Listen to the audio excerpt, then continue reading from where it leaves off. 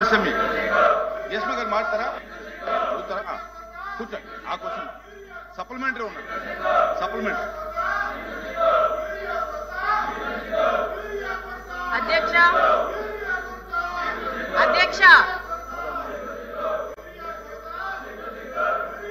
మొదటి రోజు council members chairman chair దగ్గర ఉండడం సిగ్గు అధ్యక్ష. గతంలో చంద్రబాబు నాయుడు గారు ఆధునిక వైద్య సదుపాయాల కోసం ప్రాధాన్యత ఇచ్చి అనేక కొత్త పిహెచ్సిలు తీసుకొని వచ్చారు. రాష్ట్రంలో ప్రాథమిక ఆరోగ్య కేంద్రాలు 1345 ఉండగా అందులో ప్రస్తుతం పనిచేస్తున్నవి 1145 ఉన్నాయి అధ్యక్ష. అవి కూడా చంద్రబాబు నాయుడు గారి పాలనలో బలోపేతం చేశాయి. అంతేకాక రాష్ట్రంలో అదనంగా 142 కొత్త పిహెచ్సిలు ప్రతిపాదించబడ్డాయి. వీటిలో 38 ప్రాథమిక ఆరోగ్య కేంద్రాలు జగన్ హయాంలో నిర్మాణ దశలో ఆగిపోయాయి.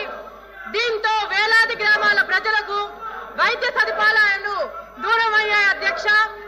ప్రస్తుతం 53 పిహెచ్సిలు మాత్రమే సొంత భవనాలు, మరికొన్నిటికి గ్రామ సచివాలయాలు అద్దె భవనాల్లో ఉండడం జరుగుతుంది అధ్యక్ష. ఇది చాలా సిగ్గుచేట అధ్యక్ష. నాబార్డ్ మరియు రాష్ట్ర ఆరోగ్య మౌలిక సదుపాయాల మిషన్ ద్వారా నిధులు కేటాయించిన పనులు ముందుకు పోకపోవడం జగన్ అసమర్థ పాలన బట్టబయలవుతుంది. ఇది సిగ్గు అధ్యక్ష. జగన్ ప్రభుత్వం గ్రామీణ ప్రాంతాల ప్రజల మౌలిక వైద్య సదుపాయాలు లేక ఇబ్బందులు పడ్డారు. చిన్న జబ్బులకే జిల్లా కేంద్రాలకు వెళ్లాలి అధ్యక్ష. ఇది నిజంగా మనం దృష్టిలో పెట్టుకోవాలి. పిహెచ్సిలో గత ప్రభుత్వంలో డాక్టర్లు కొరత, నర్సుల కొరత, ఔషధాలు లేక కొరత జరిగింది అధ్యక్ష. ఆసుపత్రులకు వెళ్ళడానికి కూడా చిన్న గ్రామాల నుంచి ఇబ్బంది పడడం జరిగింది అధ్యక్ష.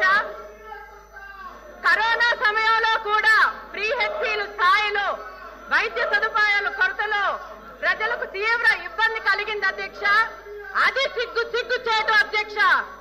ప్రతి గ్రామానికి నాణ్యమైన వైద్య సదుపాయాలు అందించడమే ముఖ్యమంత్రి చంద్రబాబు నాయుడు గారి లక్ష్యం. కూటమి ప్రభుత్వం ఏర్పడిన తర్వాత ఆగిపోయిన పిహెచ్సిల పనులు తక్షణమే పునఃప్రారంభించి గడువులోగా పూర్తి చేశారు అధ్యక్ష.